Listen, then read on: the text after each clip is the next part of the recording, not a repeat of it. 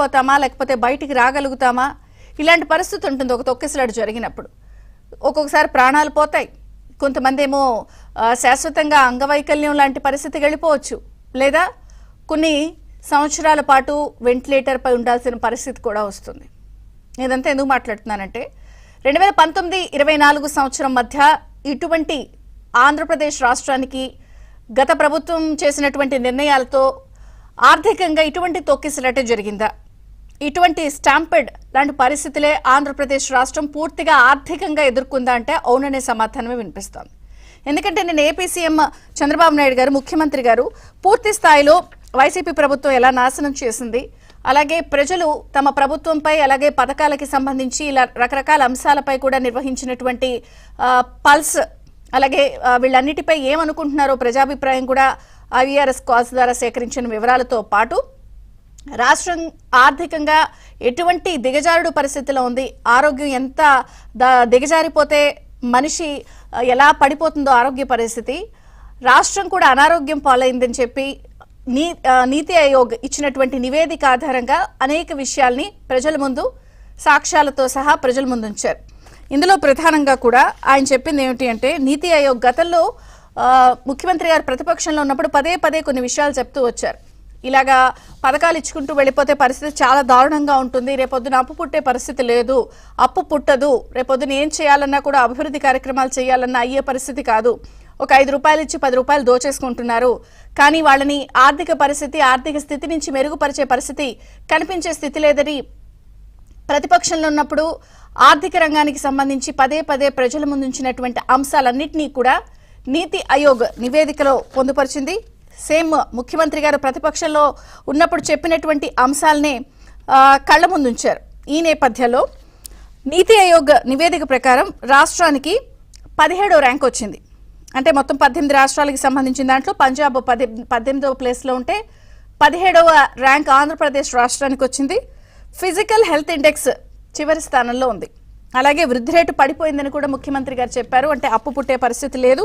అలాగే జగన్ చేసిన అప్పులకి సంబంధించి కూడా 9.75 లక్షల కోట్లకు పైగా అప్పులకి ఏటా అసలు వడ్డీ చెల్లించాల్సిన పరిస్థితి కల్పించేశారు అని చెప్పిన అంశాలు, అలాగే పథకాల అమలు విషయంలో కూడా జరుగుతున్న జాప్యంపై ప్రజలు ఏమనుకుంటున్నారో సేకరించిన వివరాలను కూడా వెల్లడించారు. ఎందుకంటే ప్రభుత్వం వద్ద డబ్బులున్నా ఇవ్వడం లేదని, హామీలు అమలు చేయడం లేదని చాలా మంది ప్రజలు అనుకుంటున్న నేపథ్యంలో కేంద్రం నుంచి ఇబ్బడముబ్బడిగా డబ్బులు వస్తున్నాయి, కానీ ఎందుకు పథకాలు అమలు చేయట్లేదని ప్రజలు అనుకుంటున్న నేపథ్యంలో సవివరంగా ఆ విషయాల్ని కూడా వివరించారు. ప్రభుత్వం వద్ద డబ్బులు ఉన్నాయి, కానీ ప్రధానంగా ఇవన్నీ కూడా అమరావతి లేకపోతే పోలవరం, వైజాగ్ స్టీల్ ప్లాంట్ నేపథ్యంలో వచ్చిన డబ్బులన్నీ కూడా పథకాలు మళ్లించి సంక్షేమం చేయలేము, అవి వాటికి కేటాయించిన డబ్బులు కాబట్టి అవి మళ్లించలేమంటూ కూడా వివరించారు. ఇదే కాకుండా ఏవైతే కేంద్రం నుంచి వస్తున్నాయో అవన్నీ కూడా పథకాలకు మళ్లించే పరిస్థితి ఉండదు అని చెప్తూనే పూర్తి స్థాయిలో రాష్ట్రాల్ని అప్పుల్ని రీషెడ్యూల్ చేసే పరిస్థితి చేస్తున్నాము, అభివృద్ధి సంక్షేమం చేసే విధంగా ఆలోచిస్తున్నాము. సో ఇప్పుడు ఉన్న పరిస్థితిలో డబ్బులు అప్పు పుట్టే పరిస్థితి లేదు, ఆదాయం తలసరి ఆదాయం పెరగాలి, కానీ తలసరి అప్పు పెరిగిపోయింది, పరిస్థితి దిగజారిపోయింది, వెంటిలేటర్ పై ఉండే పరిస్థితి ప్రభుత్వానికి వచ్చేసింది, 3 సార్లు ముఖ్యమంత్రిగా చేశాను కానీ పరిస్థితి ఎప్పుడు లేదు అని చెప్తూనే మాట తప్పడం నాకు ఇష్టం లేదు.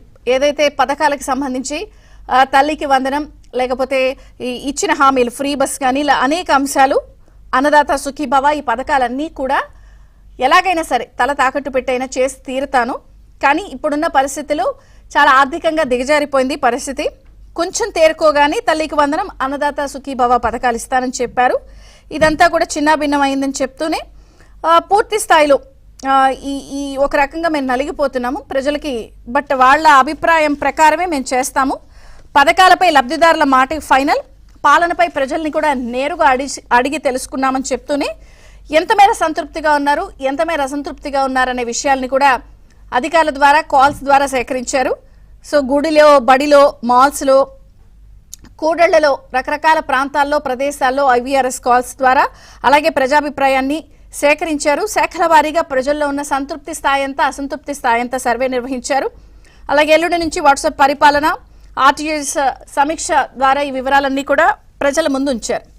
దీంతో ఒక్కసారిగా మళ్ళీ ఇంత పరిస్థితి వచ్చింది. మరి ఎప్పుడు పథకాలు అమలు చేస్తారు? చేస్తామని చెప్తున్నారు, తల తాకట్టు పట్టైనా చేస్తామని చెప్తున్నారు. మరి ఎందుకు ఈ పరిస్థితి వస్తుంది? దీన్ని ఎట్లా చెప్తారు? అంటే హామీల అమలుపై జాప్యం జరుగుతోందని ఇప్పటికే తీవ్ర చర్చ జరుగుతోంది.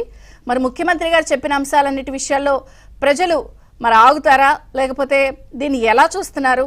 ఇది రాజకీయంగా ప్లస్సా మైనస్సా? మరి ఎప్పటి నుంచి అమలు చేస్తారు? ఎందుకంటే నిజాయితీగా ఉన్నప్పుడు ఒక్కొక్కసారి రకరకాల పరిస్థితులు ఎదుర్కోవాల్సి ఉంటుంది. నిజాయితీగా అన్ని విషయాల్ని ప్రజల ముందు ఉంచారు కాబట్టి ప్రజలు ప్రభుత్వానికి సంబంధించి ఉన్న నిజాయితీని చూస్తారా, లేకపోతే తమ అకౌంట్లో డబ్బులు పడలేదు ఎప్పుడు పడతాయి అన్న కోణంలోనే చూస్తారా? ఈ నేపథ్యంలో ఆదాయం పెంచే మార్గాలను కూడా అన్వేషిస్తున్నామని చెప్తున్నారు. అసలు ఎందుకు ఈ పరిస్థితి వచ్చింది? ఎప్పటిలోగా చేస్తారు? ప్రభుత్వం చెప్తున్నటువంటి విషయాల్ని ప్రజలు అర్థం చేసుకుంటారా? ఎట్లాగైనా అమలు చేసి తీరుతాం, అర్థం చేసుకోండి ప్లీజ్ అంటున్నారు. కాబట్టి ఈ అన్ని అంశాలు చర్చిద్దాం. చిన్న విరామం తర్వాత చర్చ ప్రారంభమవుతుంది. చూస్తూనే ఉండండి ABN.